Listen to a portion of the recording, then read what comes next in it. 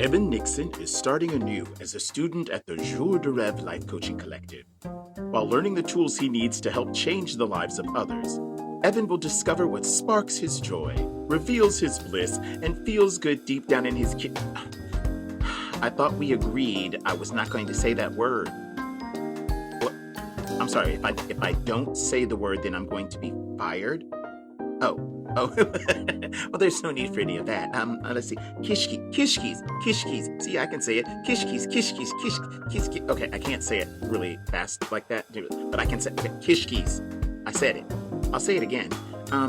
Deep down in his kishkis, all while rewriting his own story. Previously on The Coach. Why is this dinner so important? Sheila is a part of my plan to sabotage the Jour de Rêve Life Coaching Collective.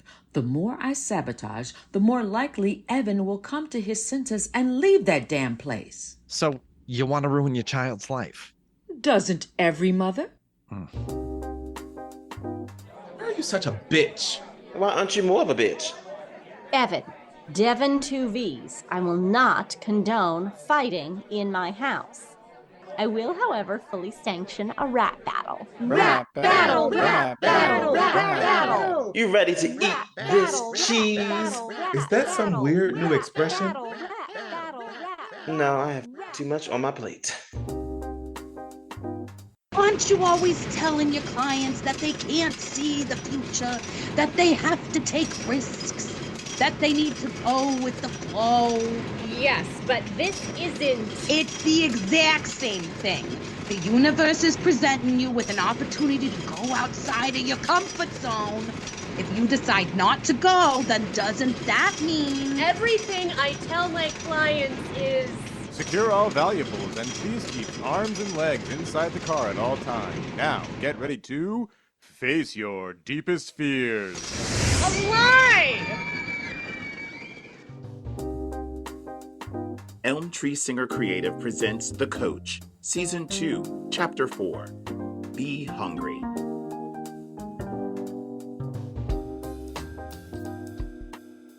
A frustrated Evan is pacing around the lobby of the exclusive French restaurant Chez Verite.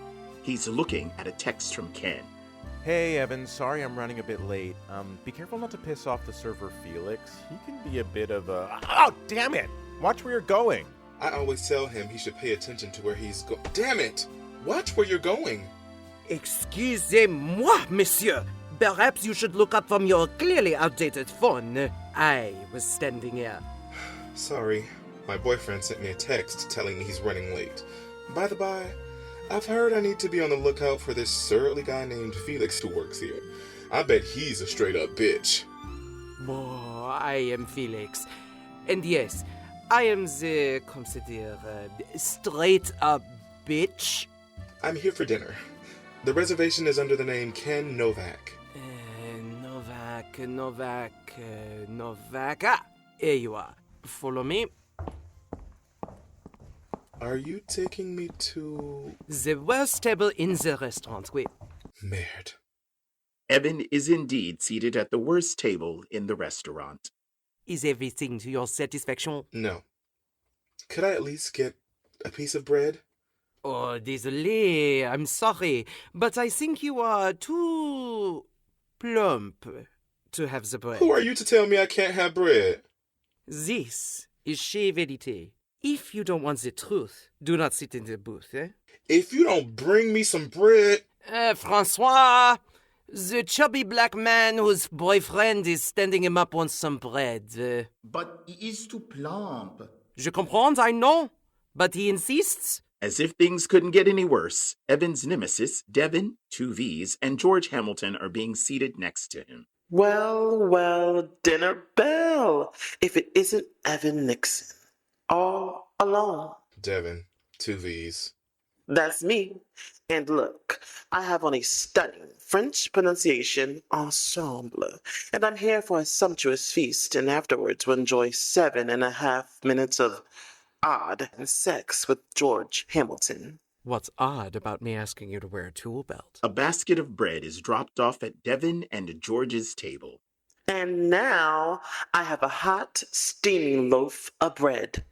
Bread is just soft toast. Silence. Poor Evan Nixon. Where? Oh, where is Ken? I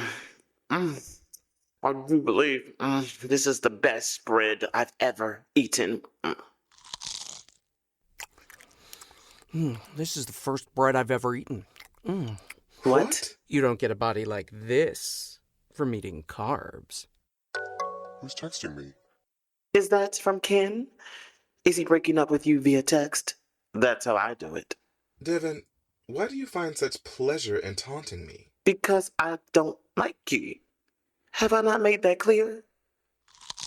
Actually, he's jealous of you. Damn, does bread make you tell the truth? You're jealous of me? Well, since the cat's out of the bag. Come back, Monsieur Poofy-tail. George, we're ordering vegetarian. Look, Evan, you have it all. You're smart, handsome, funny, interesting, kind, and you look really good for someone as old as you. We're the same age. Let me guess. 25, 34, 78? It's really hard to tell with the melanated. Crap! More truth. Let me get this straight. Devin, you're mean to me because you admire me? No. Yes. But I'm jealous of you. You're funny, stylish, unapologetic, and seem to have the swagger of two Neil deGrasse Tysons. She's very sassy. Are you guys gonna be friends now? I'd like to try. Not really accepting new friends. You can leave now. Let's go, George. And bring the bread.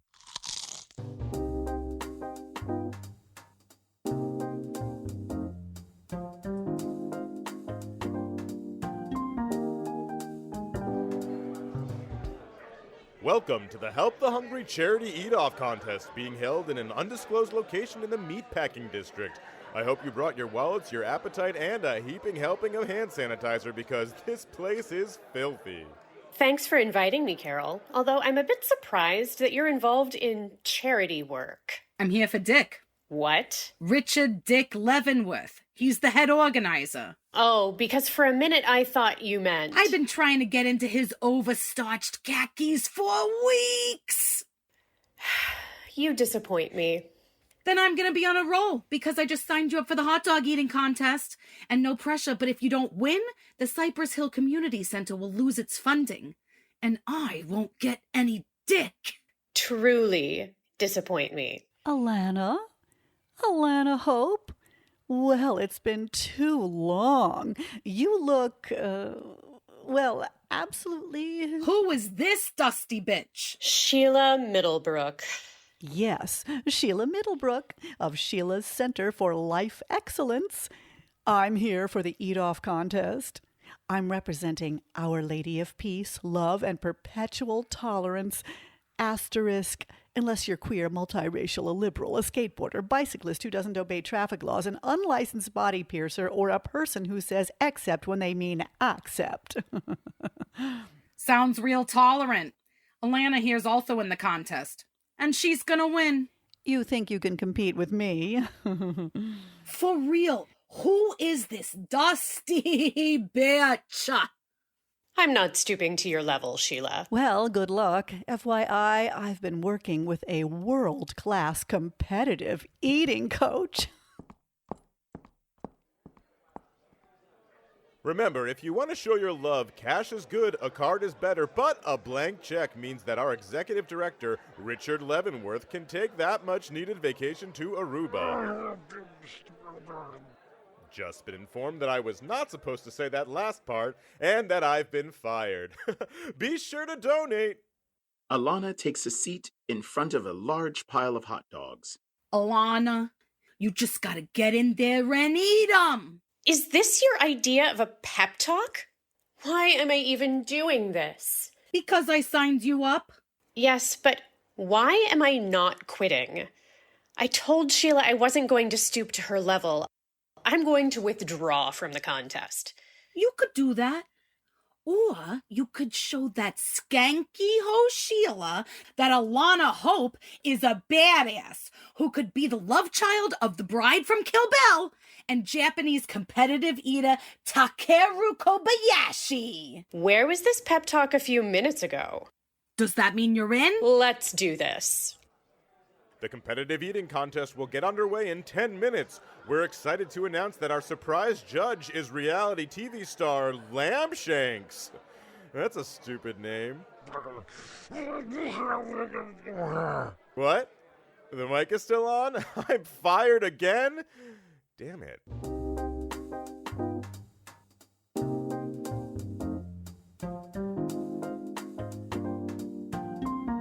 Across town, Phoebe Lottajoy is finishing up with her client, Marianne. Marianne, before you start your life coaching business, you should probably become a certified life coach. Interesting thought. But I feel like even though I have no knowledge at all of how to be a life coach, I'm sure I'll be really good at it. And if not, then I'll just quit. Ralph, what are you doing here? I came to take my lady friend out for an early dinner. I've got something very important to ask you. Sorry, gotta take this. Yellow? He did what? And landed on what? While wearing what? Okay, I'll be there. I just gotta run home and get my spandex onesie, some feathers, and a bunch of nickels. Was that work? Always is. Okay, dinner at 9 o'clock? Sure. Great. I'll see you at Chez Verite. He's gonna ask you to marry him. What? He's taking you out to a fancy dinner, and he said it was very important. No, it's too soon. You're so lucky. I'd kill to marry a complete stranger. See you next week. Okay, Phoebe. Things are moving in all sorts of directions.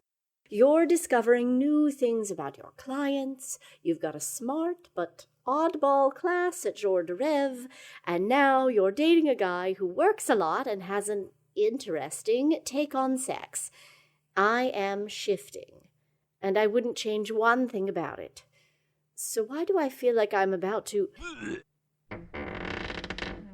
Talking to yourself? Can I help you? Name's Black Licorice, and I'm here to help you. I'm sorry, black licorice. Isn't that redundant? You're gonna be trouble. I like that. My name used to be Hearty Portions, but I've changed my diet. Now, Phoebe, are you excited about your dinner with Ralph? How did you know about that? I was afraid this was going to happen. Look, you probably think I'm not real. Are you? As real as anything in this computerized construct that we call life. Anyway, since you're terrified about what Ralph wants to ask you, your brain has conjured me up to help you process your feelings. I need to sit down.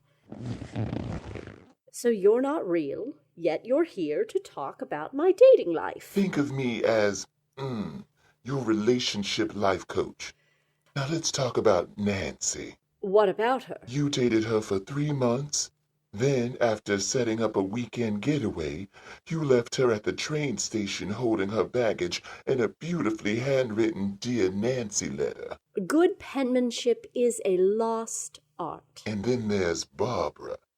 You two enjoyed a night of passion, but when she woke up, she found a cup of coffee, some money for the hotel room, and a beautifully handwritten Dear Nancy letter. I should probably have started it with Dear Barbara. That's on me. And then there's Damon, the sexy trainer with whom you discovered you like to play on both sides of the fence. I didn't leave them a letter. No, you broke up with them via a carrier pigeon. Girl, where did you even find a carrier pigeon? At Fowl Fowl. Their slogan is, when you need a bird to relay bad news. You've sabotaged every relationship you've been in. Okay, I sabotage. Can all this go back to being in my subconscious? Nah, girl. I'm gonna stay with you until you get straightened out. But in a totally queer way.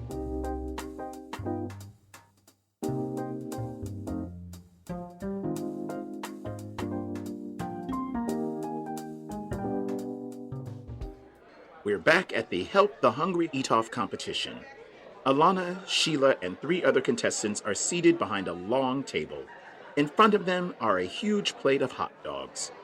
Carol is standing behind Alana while a tall, skinny guy in a tracksuit, Sheila's eating coach, rubs Sheila's neck. Ladies and gentlemen, I'm not certain why they keep firing me and then immediately rehiring me, but here I am. Now, we all know that hot dogs are made up of mechanically separated meat, pink slime, and preservatives. But did you know they also contain meat slurry? I don't even know what that is. But boy, am I glad I don't have to. What? I should stop talking? But how am I going to...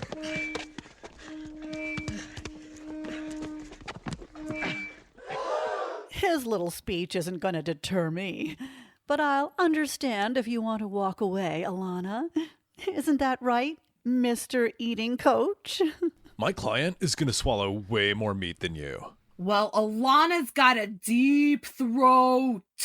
Can none of you hear what you're saying? Remember, Sheila, open, chew, chew, chew, swallow, swallow, swallow, repeat. Any advice, Carol? Don't throw up.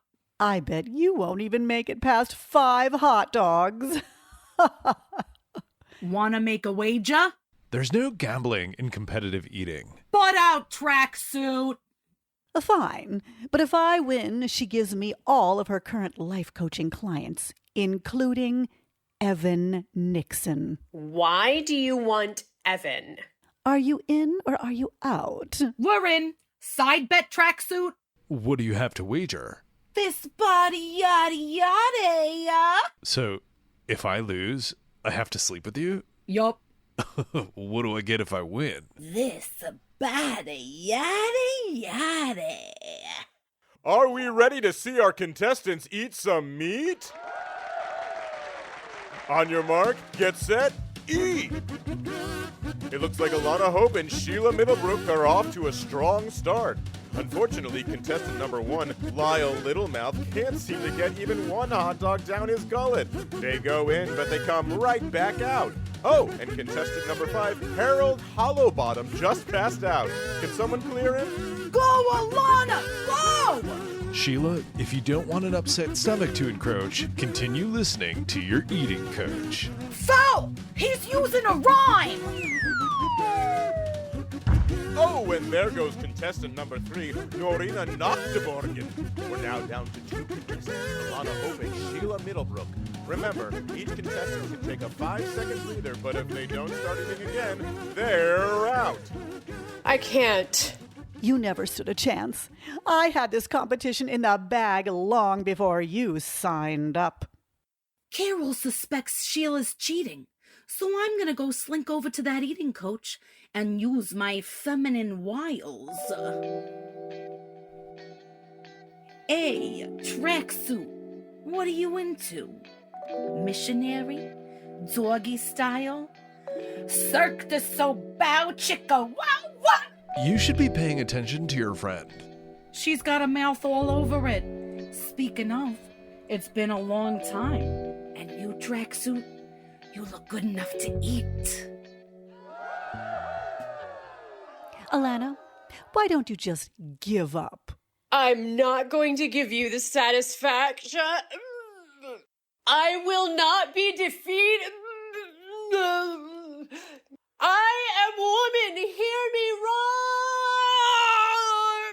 Oh, God. It looks like Alana Hope is stopping. She has until the count of 5 to get back to eating, or it's an automatic forfeit. How is this going to end? I'm fired again? What did I do?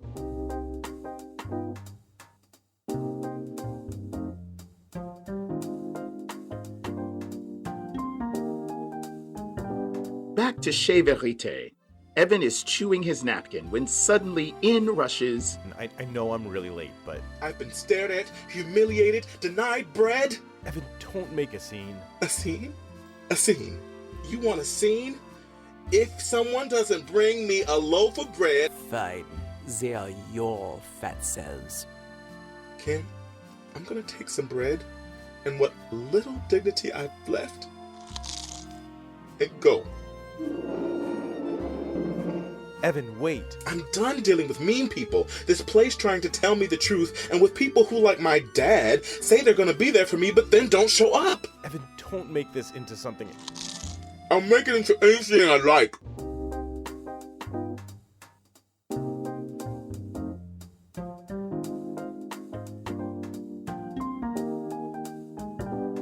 Back inside Phoebe's office, You've got to understand what your past patterns look like. So when you begin to repeat that pattern, you can say, "Excuse me, Mr. Pattern, but I'm going to need you to quit circling this on and off ramp and take me in the direction that I'm trying to go." Okay, I agree that problems of my past relationships might be affecting my current one. Good. Now, Ralph adores you, and he's hard-working, clearly from all the jobs he has. Also, he's handsome from certain angles. And he totally accepts me for who I am. And when he's not working, which is about 4 hours of the day, he's the perfect boyfriend. So let's get to that restaurant. I'm in the mood for some stinky cheese. You're coming with me? I'm a figment of your imagination. What else am I going to do? and we're back at the eat-off competition. 1. I don't feel so... Alana is sitting with her head in between her legs, trying not to regurgitate the many hot dogs she's ingested. 2. Alana is somewhere between reality and a meat sweat-induced dream state. Get those hot dogs in your mouth so the community center will be able to put on its annual talent show. Curtis and his group, the Black Astronomers, an all-black hip-hop group that raps about space, need to perform their new song for the record producer who will be in attendance. I don't want Curtis or the Black Astronomers to miss out on becoming stars. Sounds like the nitrates are combining with the acids in your stomach, causing you to hallucinate because none of what you're saying is making any sense. 3. Alana, if one expects a negative outcome, one will talk themselves into experiencing a negative outcome. Evan? You're right. I need to think positively. Sounds like she's gonna blow. 4. Alana, you are a sexy, brilliant woman who's changing the world one person at a time. I can fall in love with you. I don't know if I'm ready for love. Good, because I'm married. We have arrived at the final number. 5. Wait!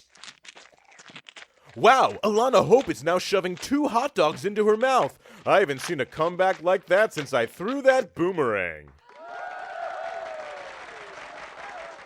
Meanwhile, Carol and the eating coach, who have clearly enjoyed having sex in the nearby porta potty, are making their way back towards the competition. That was epic. It was the most amazing thing I've ever done. That wasn't like coaching people for an eating contest. I have a confession to make. You want to continue nibbling on me? 'Cause you think I'm a tasty snack? Well, yeah, but that's not what I was going to say. Sheila has a tube placed underneath her mouth that sends all the hot dogs into the bottom of her pants. She hasn't eaten a single one all day. I knew it! Not that she had a tube, but that she was probably gonna cheat. Hey, Mr. Announcer Dude, I have something to tell you! Sheila Middlebrook's been cheating? She has a tube inside her pants? You had sex with her eating coach? Security! Get your hands off of me! Be careful. I have a leg full of weenies. Our winner is Alana Hope! You won! A handsome man approaches Alana and Carol, offering a hand of congratulations. I'm Richard Leavenworth, competition chair, but you can call me Dick. I was looking for you, but then I found it somewhere else. Turned out to be the enemy, but we ended up having a great time. Anyway, my name's Carol.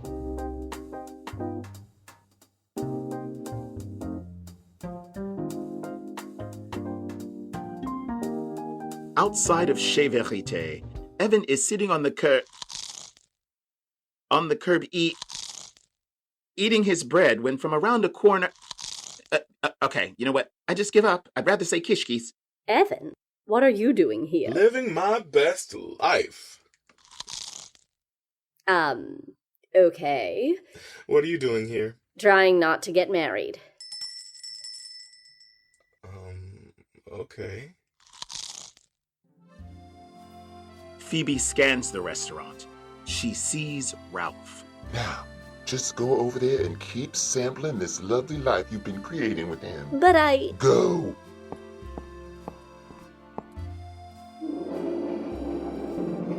Phoebe and Ralph are now sitting across from each other. Ralph is looking deep into Phoebe's eyes. Doesn't look like a scratched cornea to me, but I'm no eye doctor anymore. You quit that job? 3 weeks ago. Anyway, I'm glad you made it. Oh my God. Ralph is pulling something out of his pocket. It's happening. He's dropping to his knee. He's handing her a piece of paper. Dear Phoebe, will you come to dinner next Friday? So you asked me to dinner to ask me to dinner? My parents are coming from Slovakia next week, and I really want you to meet them. I thought you were going to ask me to... Shut up, girl. What? Nothing. I'd love to meet your parents.